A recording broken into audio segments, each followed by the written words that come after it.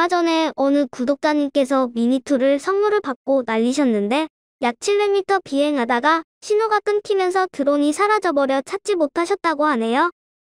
이렇게 드론이 신호가 끊기면서 공중에서 사라졌다는 영상을 종종 본 적이 있는데요. 왜 이런 일이 생겼을까요? 이번 영상에서는 초보자들이 깜빡할 수 있는 RTH 설정하는 3가지 방법을 알아보겠습니다. 드론을 구입하면 조종기와 배터리를 충전하고 바로 날리면 절대 안 됩니다.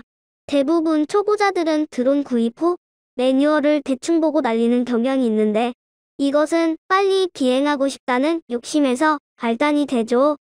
아무리 급하더라도 기본적인 것은 설정을 해야 소중한 드론을 분실하거나 추락시키지 않고 날릴 수 있습니다. 드론을 구입하면 기본적으로 꼭 설정을 해야 하는 것이 있어요. 요즘 인기가 많은 미니2는 완구용 드론이 아닙니다. 크기가 작고 무게가 가벼워 장난감처럼 보이지만 이 작은 기체에는 첨단 기능이 숨어 있지요. 미니2는 이륙 지점을 기억하고 비행 중에 신호가 끊기거나 배터리가 부족할 때 GPS 수신이 안 되거나 조종자가 자동 리온 버튼을 누르면 이륙 지점으로 돌아오는 기능이 있습니다. 이것은 드론 분실을 예방하기 위해 반드시 설정을 해야 합니다. 비행 중에 신호가 끊기는 경우 가장 난처하죠. 즉 조종기로 드론을 컨트롤해야 하는데 신호가 끊기면 드론은 조종자가 원하는 대로 비행을 할 수 없게 됩니다. 이런 경우는 드론이 스스로 판단하여 RTH 설정대로 스스로 행동을 시작합니다. 점 땡땡땡이를 누릅니다. 안전에서 안전 고급 설정을 선택합니다. 신호 끊김에 3가지 메뉴가 나오죠. RTH는 3가지 중 하나를 설정할 수 있습니다. 첫 번째는 이륙 지점으로 기환하는 것이죠. 가장 많이 설정하는 것으로 설정된 RTH 고도로 상승한 뒤 이륙 지점으로 기환하는 것입니다. 비행 중에 갑자기 신호가 끊기면 드론은 스스로 설정된 고도로 수직 상승한 다음 이륙 지점으로 직선거리로 기환하게 됩니다.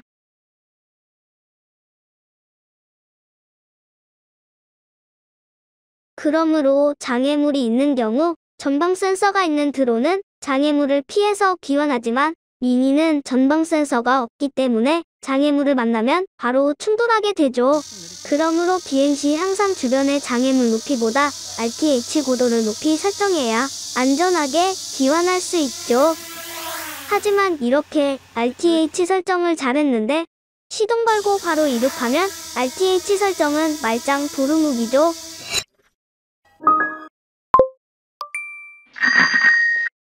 RTH 설정 후 이륙 시 홈포인트가 업데이트되었다는 소리를 듣고 이륙해야 합니다.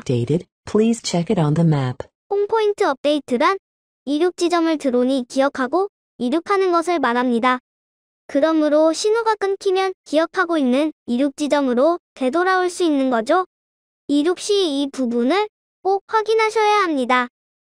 특히 비행할 때마다 현장의 상태를 확인한 후 RTH 고도를 적절하게 설정해야 하는 것 잊지 마세요. 두 번째는 신호가 끊긴 지점에서 그대로 착륙하는 방법입니다. 이렇게 되면 드론의 위치를 파악하여 직접 드론을 가지러 가야 하죠. 실제 설정에서는 많이 쓰이지 않지만 정해진 구역을 자동 촬영하거나 측량용으로 비행하다가 배터리가 부족하면 그 지역에 자동으로 착륙하도록 하는 경우도 있죠. 하지만 이것은 비행 구역마다 지형이 다르기 때문에 잘 선택하지 않습니다. 더구나 산이나 바다에서 비행 시 이것으로 설정하면 큰일 나겠죠? 만약 배터리가 잔량이 부족하여 이륙 지점까지 돌아올 수 없다면 즉시 근처 착륙 지점을 파악하여 착륙하는 것이 더 안전하겠죠? 찾으러 가려면 시간이 필요하겠지만요. 세 번째는 신호가 끊긴 지점에서 제자리 비행을 하는 것입니다. 제자리에서 호버링을 하면 다른 사물과 충돌할 위험은 없죠. 그 대신 호버링하는 동안 조종자가 드론의 위치를 파악하여 드론 가까이 접근하면 다시 신호가 정상적으로 연결이 되어 무사히 기환할 수 있지만 그렇지 않으면 호버링 하는 동안 배터리가 소진되면 그대로 추락을 하게 되겠지요. 이상에서 보셨겠지만 RTH를 어떻게 설정하느냐에 따라 드론이 기환할 수도 있고 기환하지 않을 수도 있습니다. 비행 전에 RTH가 어떻게 설정이 되어 있는지 한번 꼭 확인해 보세요. 여러분의 안전한 비행을 기원합니다. 시청해 주셔서 감사합니다.